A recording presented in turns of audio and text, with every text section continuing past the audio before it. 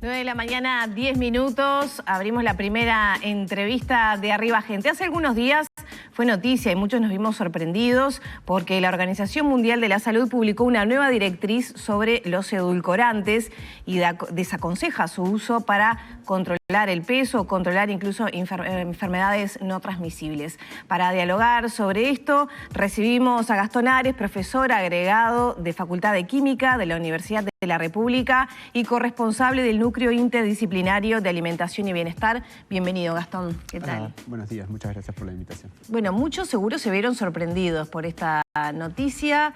¿Qué nos puedes decir del uso de estos edulcorantes que están presentes no solamente cuando uno le pone la pastillita al café, sino en muchos alimentos que compramos, ¿no?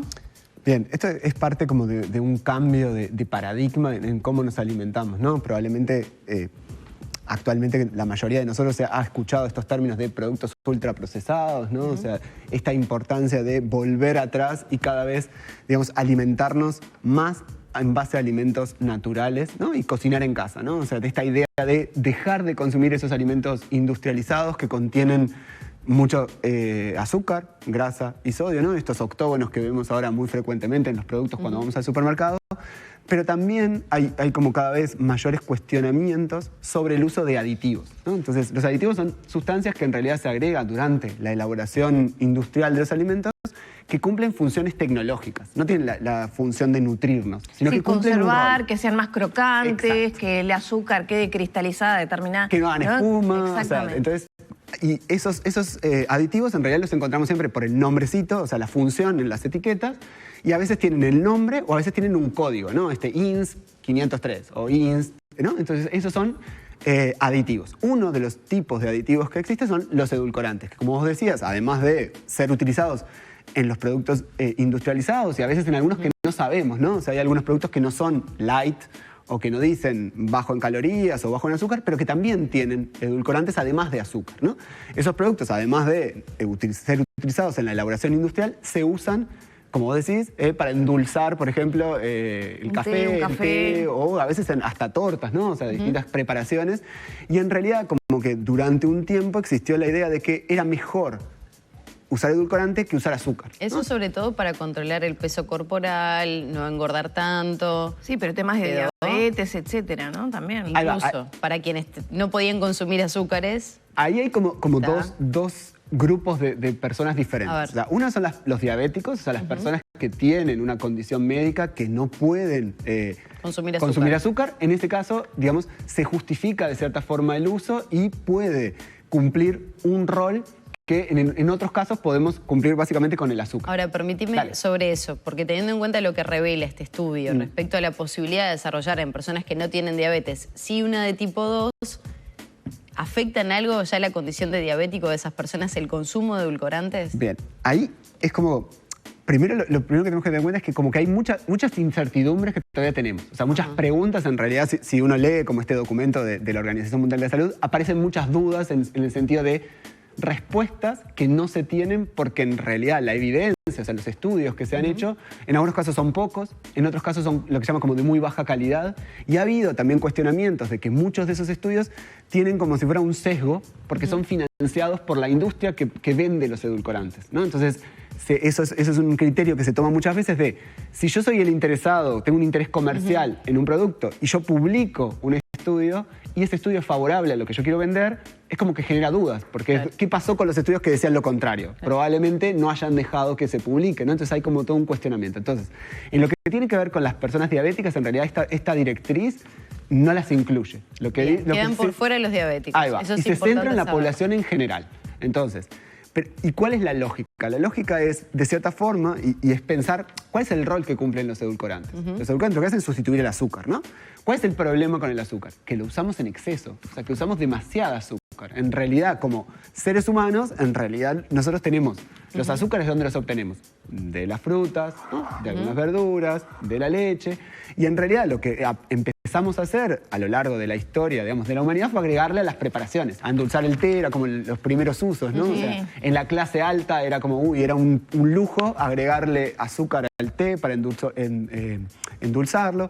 Y después ese uso empezó a pasarse a otras preparaciones culinarias y después el problema fue cuando se masificó, ¿no? O sea, cuando todos los productos que comemos, ahora probablemente si compramos muchas, no sé, galletitas o panificados o productos que capaz que ni siquiera se nos ocurre que tienen azúcar, tienen agregado de azúcar, ¿no? Entonces, el uso, sobre todo industrial y que como sociedad cada vez empezamos a ir más hacia esos productos, hizo que nuestro consumo de azúcar aumentara muchísimo. Pero conceptualmente, ¿cuál es la recomendación? Lo que tenemos que hacer es consumir menos azúcar, ¿no? O sea, esa es la recomendación general. Ahora, ¿es sustituir el azúcar por el edulcorante? En realidad no, porque ahí... Es bajar los niveles de dulce, digamos. Exacto, y esa es la clave, es que sea menos dulce y que tenga menos azúcar. Y ahí lo que es importante también tener en cuenta es cuál es el rol del dulce, ¿no? O sea, nosotros... Como seres humanos, en realidad el dulce es una señal de que vamos a consumir azúcar, ¿no? O sea, porque en la naturaleza el dulce está en alimentos que son que tienen azúcar, ¿no? Las frutas, hablábamos, la leche, ¿no?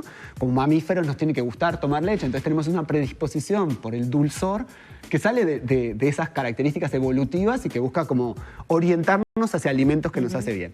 Entonces, el dulzor, además de nosotros generarnos placer, también es una señal en el cuerpo para que se prepare para metabolizar esos azúcares, ¿no? Para transformar esos azúcares en energía. Y parte de lo que se está estudiando es que no solamente tenemos estos receptores de gusto dulce en la lengua, que es donde sentimos el dulzor, sino que los tenemos en otros lugares del cuerpo, ¿no? O sea, hay receptores de dulzor, hay células en nuestro cuerpo, en el intestino, en el cerebro, en los huesos. Y el problema es que el endulzante no cumple la función del azúcar en el cuerpo. Entonces Exacto. le está dando una mala señal al cerebro. Ya, yo había escuchado eso hace tiempo y pensé que no tenía demasiado sustento, pero En realidad, nos predispone, en todo caso nos predispone a engordar más, hablando en llano, nos predispone a engordar más porque te prepara Claro. para recibir alimentos que... no está claro, o sea, ahí es donde hay como un montón de preguntas todavía, ¿no? Pero como si uno lo piensa intuitivamente es, bien, mi cuerpo está preparando para recibir energía y la energía no la recibe, Claro. ¿no? Entonces, por eso, por ejemplo, es que ese es uno de los mecanismos por los que vos comentabas, ¿no? O sea, que puede dar diabetes tipo 2. ¿Por qué? Porque nuestro cuerpo se prepara, genera insulina y después no viene azúcar, ¿no? Entonces, como que se podría generar una resistencia vinculada con confundir a nuestro cuerpo, ¿no? Como engañarlo de cierta forma. Sí, A ver, ese mecanismo funciona con todos los endulzantes que no son azúcar, porque ahí aparece la lista, ¿no? Y ahí ya corren otros factores. El de artificial, que tiene otras sustancias, que creo que hace algunos años no se sabía qué efectos generaba en el cuerpo y ahora sí, con la acumulación del uso más masificado, como tú decías. Y hay otros que son más naturales, como por ejemplo la stevia, que producen ese mismo, o sea, no tendría la parte negativa de su artificialidad, pero sí quizá los efectos que vos venías describiendo. Ahí va. Si pensamos como en estos mecanismos, es independiente del tipo de edulcorante, ¿no? Y por eso en realidad cuando uno mira la recomendación de la Ya se Organización... incluyen todos. Exacto. La Organización Mundial de la Salud dice, están todos incluidos. Después hay especificidades que, como vos decís, hay algunos que además se han asociado con otros efectos, ¿no? Que tienen que ver con otros mecanismos que, como vos decís, a veces todo lo que sea como generado, digamos, artificialmente o sintéticamente por el hombre, puede generar, de vuelta, son estudios como a largo plazo, ¿no? O sea, cuando los consumimos por mucho tiempo, puede generar otros efectos. Y después hay otro tipo de mecanismos que también se está planteando mucho, que es cómo modifican las bacterias que nosotros tenemos en el intestino, ¿no? O sea, cada vez más está esta idea de que el equilibrio que haya entre distintas bacterias en el intestino es muy importante para nuestra salud, ¿no? Para nuestro sistema inmune, incluso para trastornos de la salud mental, ¿no? O sea, se asocia también en algunos casos con depresión y con otros problemas. Entonces, los edulcorantes, lo que también otro de los mecanismos que se está empezando a estudiar es que pueden modificar eso, el tipo de bacterias que tenemos en el intestino y predisponernos entonces a otros problemas que se desatan por ese cambio. Y por ejemplo, las enfermedades cardíacas, cardiovasculares, ¿por qué? ¿Qué llevaría, qué provocaría no sé, el edulcorante en este caso? Ahí esos son como parte de los mecanismos que no están demasiado claros. Por un lado pueden ser estos cambios metabólicos, por otro lado pueden ser que lo que tiene que ver con esto llamamos, ¿no? La microbiota intestinal, que son las bacterias que tenemos en el intestino. Ese cambio y tener como un balance no o no tener un balance entre los tipos de microorganismos puede generar como un estado de inflamación en el cuerpo, ¿no? O sea, como que todo el tiempo tenemos señales inflamatorias que pueden llegar a desencadenar distinto tipo de enfermedades a raíz de que estamos todo el tiempo expuestos a esa señal de inflamación constante. Creo que la pregunta del millón entonces sería, no consumir azúcar. Bueno, yo quería cerrar un poco con dos cosas. Una, si vos nos podrías como enumerar sustancias, parece haber como dos categorías, ¿no? Las más sintéticas y las menos, todas con ese efecto negativo que veníamos hablando.